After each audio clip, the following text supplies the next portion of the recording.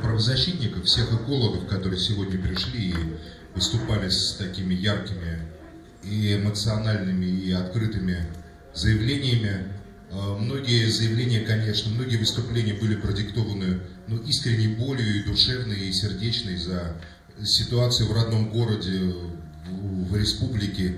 И кто-то даже предложил какие-то конструктивные идеи. Закон Республики Адыгея об охране зеленых насаждений.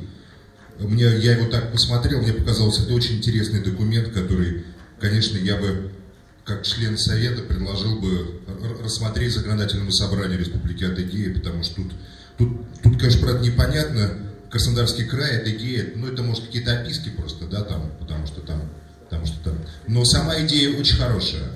Я, не вдаваясь в детали по разным там нюансам, зеленые насаждения, домашние животные, автостоянки, могу сказать в целом, что я вижу, как специалист в этом вопросе, что коммуникация, взаимодействие недостаточно, что отсутствует какой-то элемент в коммуницировании между общественностью, экологами и властью. Никто не враги друг другу, это я просто знаю точно.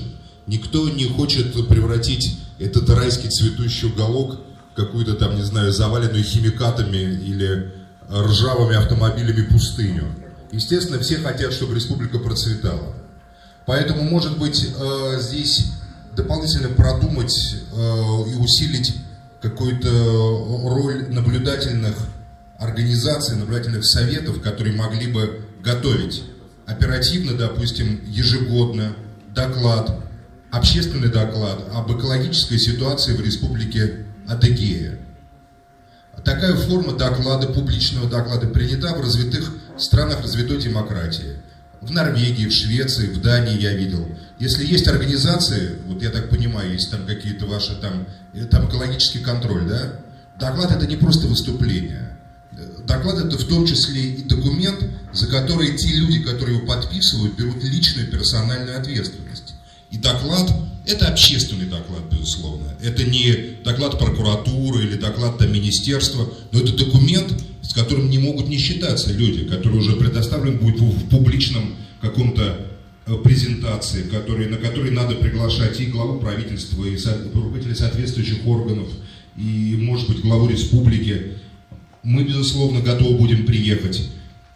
Просто мне представляется, что далеко не все формы, которые приняты в развитом современном обществе, не то что реализованы, а к ним даже еще не подступались. Есть конфликтная ситуация, которую как я слышу, поверьте моему опыту, на пустом месте.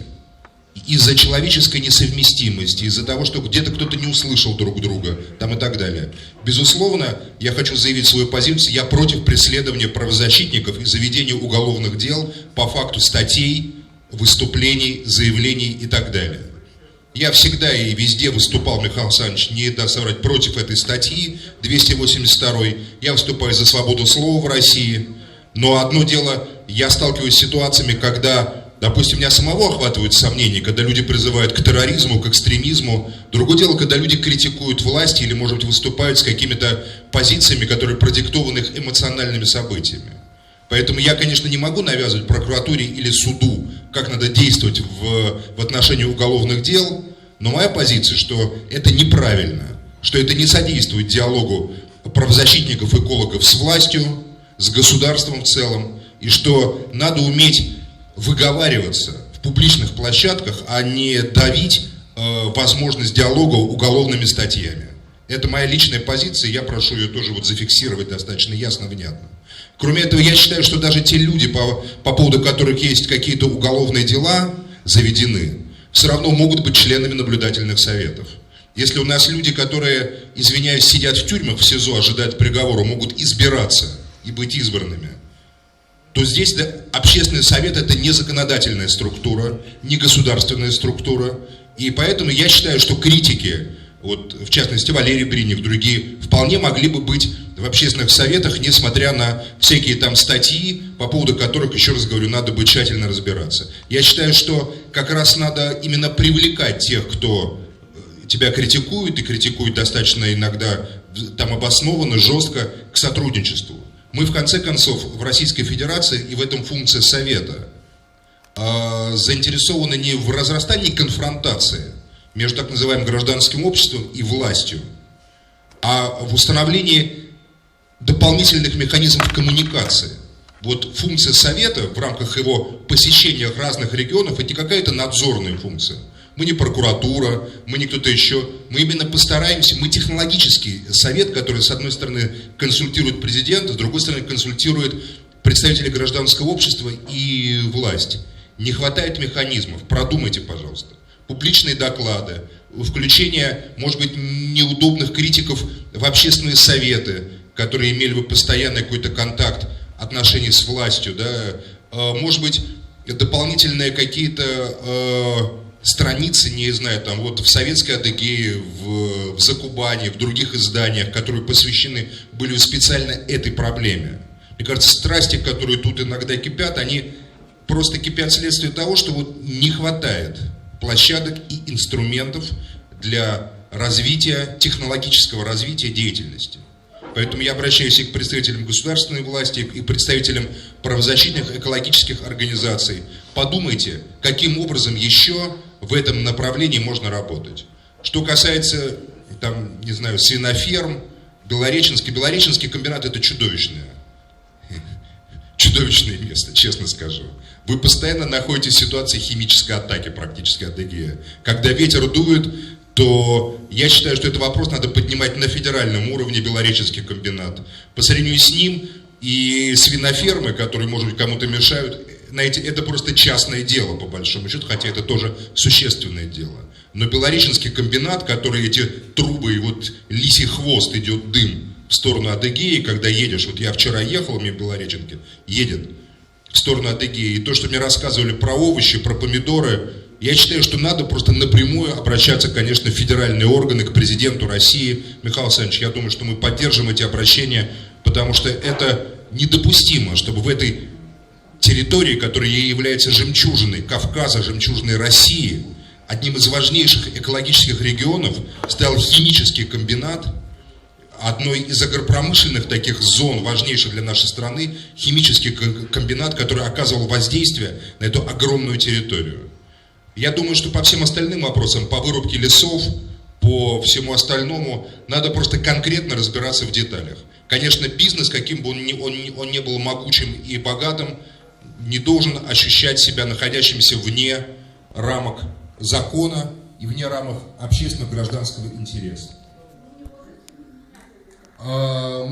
Я, к сожалению, не законодатель, как менять законы, я не очень хорошо знаю. Я думаю, что есть у нас профессионалы, и в составе Совета приехали выдающиеся юристы, поверьте, заслуженные юристы России, одни из тех людей, которые умеют и разбираться в законах, и разбираются, это делают прекрасно.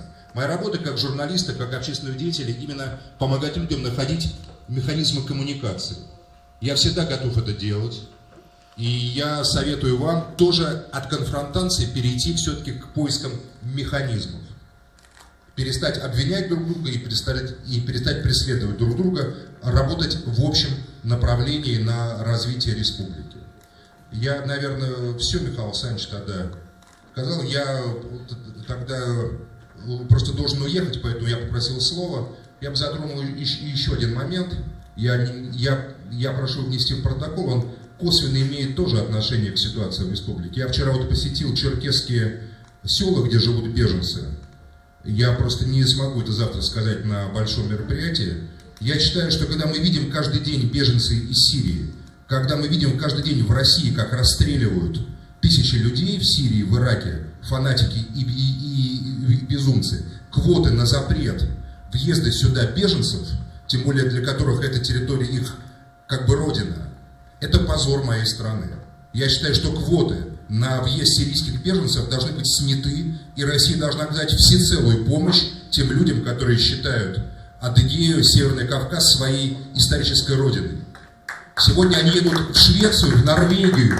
Швеция и Норвегия принимает их. А Россия, которая является их родиной, их не принимает. Причем в этом селе адыгском, где я был, я вижу трудолюбивое население. Безработных нет, пьющих нет, криминальный фон нулевой. Любая страна гордилась бы такими людьми, привлекала бы их к себе.